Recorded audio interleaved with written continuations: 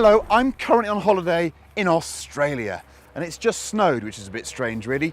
But a couple of weeks before I arrived here, a very nice chap called Alex from Wheels magazine wrote me an email saying, if you're coming all the way to Australia, shouldn't you try the most Australian vehicle of all? It's called the HSV Maloo, and I thought, well, even on holiday, I've got to try it, haven't I? So I'm going to do just that, but I'm not going to resort to crude stereotypes. So I'm going to don my bluey.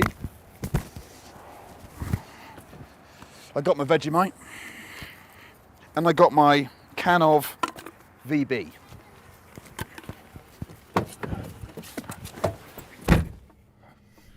There is no greater honour than beginning the voiceover description of a very fast car with the news that it can tow 1,600 kilograms and has a payload capacity of 400 kilograms.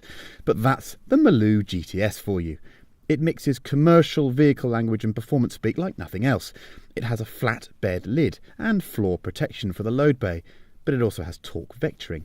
It has 576 horsepower from a supercharged V8, extra transmission cooling, a standard LSD, and it'll hit 60 miles an hour in 4.5 seconds.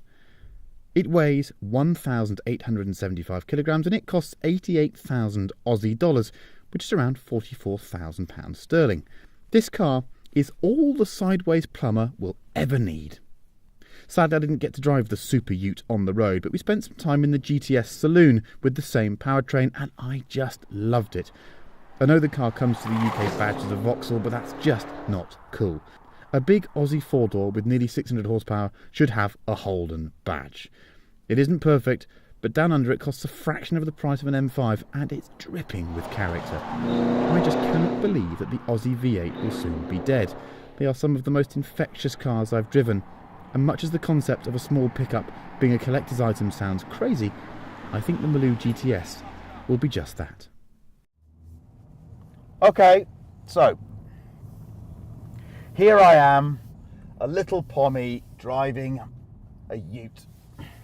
I love utes. They just look cool, don't they? But the concept of a super ute, a super crazy, a bit lost in the head ute, well, that is something else. So HSV, to celebrate the fact that these brilliant cars are going to die soon, are making 250 of these things, 430 kilowatts. We'll work out what that is in old money later on.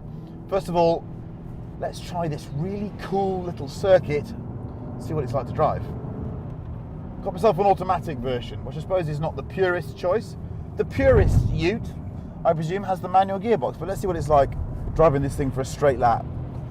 Feels quite heavy. There's a bit of understeer there, but the motor, wow. Torque, torque, torque.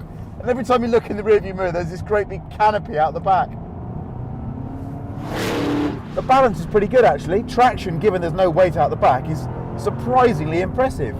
But then it has got an American rear axle on it, hasn't it? So it's pretty clever. You can really hustle this thing. You have the sense that all the weight's over the front. You really do, of course you do. But it stops, whopping great big brakes. And of course, I could be doing this with two adult male sheep in the back. The idea for the ute was, in the 30s and the 40s, Ford needed something for the farmer to take the missus to church on a Sunday, but then go to the market on a Monday. Think of it as a sort of precursor to the crossover. It's the ultimate crossover. And of course, in being authentic, it's much cooler than any of the modern crossovers. Wicked little thing. Wicked little thing.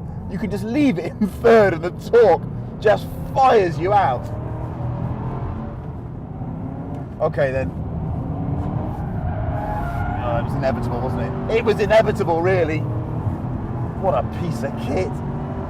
It's got a really nice locking diff in it, and yeah, there's no doubt in my mind that this thing has spent a lot of time in its development life doing what I'm doing now,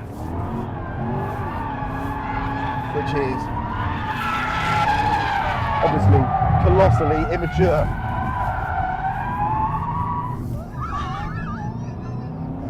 Oh, it's brilliant fun. By the way, did I tell you that I'm supposed to be a bit on holiday at the moment?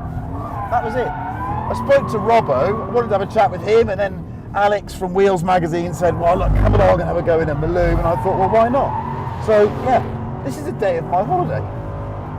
Can you think of a better way to spend it than cocking about in a super ute? Magnificent. You know what? It's technically not bad at all. It really is not bad.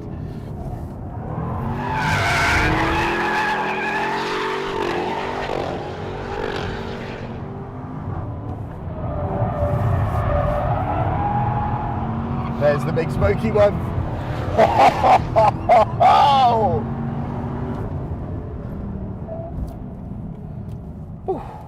I'm going to stop for a minute. This is a cracking vehicle. I'd describe it as the perfect 7th car. The man that, or the woman that owns this car is going to have quite a toy cupboard already. But this will be the coolest thing they own.